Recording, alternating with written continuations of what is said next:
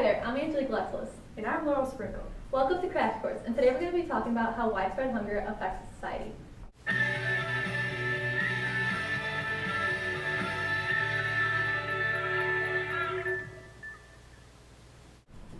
Let's go back to about 5,000 years ago, 3000 BC in Mesopotamia.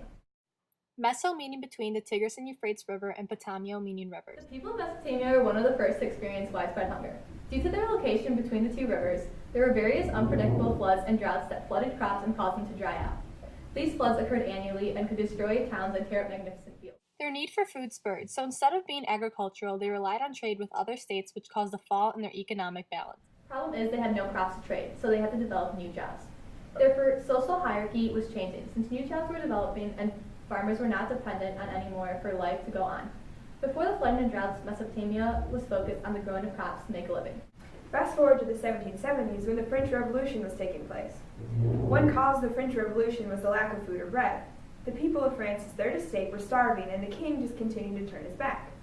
Robespierre wrote to the king on behalf of the citizens saying, Do you know why there are so many needy people? It is because your luxurious existence devours in one day the substance of 1,000 men. This quote alone shows how important food is to a society. There was a shortage of bread. Riots were thrown by the starving Third Estate, whose violence escalated to lynching the bread hoarders and raiding the boulangeries. This shows a loss of morals taking place. Those who had once been equals in their estate were killing each other over a mouthful of bread. About 100 years later, in 1845, the Irish potato famine occurred. This was a period of mass starvation and disease. The Irish lost their independence from the British, breaking a nearly 500-year-old treaty between them.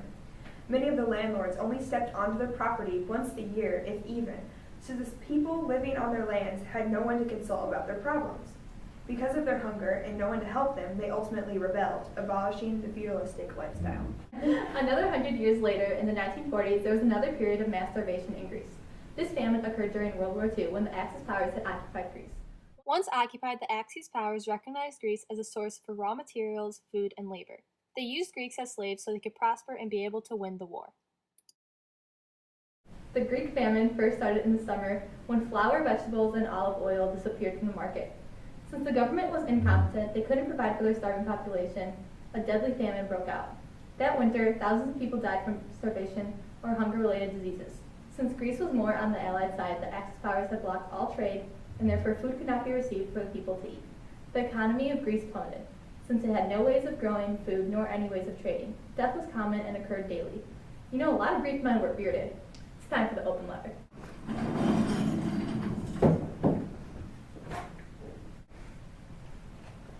Dear Beards, why is it that in almost every society people seem to associate age with wisdom, and that those who are wise should be respected?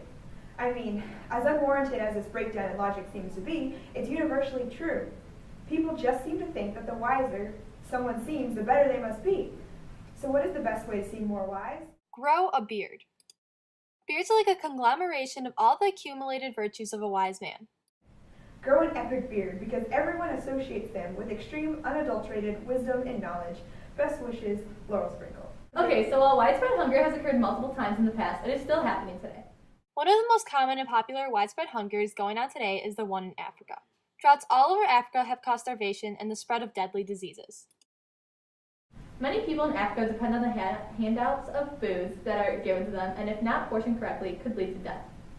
The cause of this famine is the harmful economic system or poverty. Nobody starves to death if they have money, but since these Africans don't have money, they are starved, causing almost 400,000 deaths a year from hunger.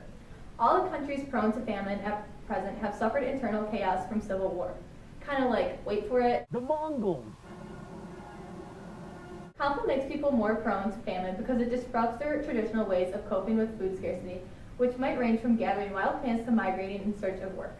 After listing all these causes of widespread hunger, let's talk about how it can be resolved or stopped. People have to transition to being self-sufficient. If people can grow their own food, they can supply food for themselves. Also, by promoting agriculture and funding food projects, it can help people create their own food. Also, an easier access to education can help this hunger. If kids are exposed to education at a young age, they're more likely to be successful when they grow up and will be able to make money and obtain food. A better way to solve this is to create farming communities to get a surplus of food. With an abundance of food, everyone can be fed and still have extra. I'm Angelique Lexless, And I'm Laurel Sprinkle. and thanks for watching Crash Course.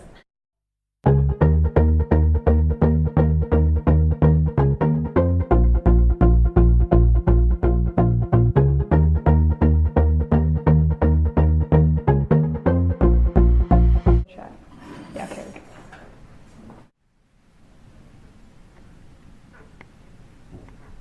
So instead of being agricultural, they relied. You got this. Done. Oh, was it? Where's my chocolate? I'm done. You know what? Maybe we shouldn't say it. I'm done.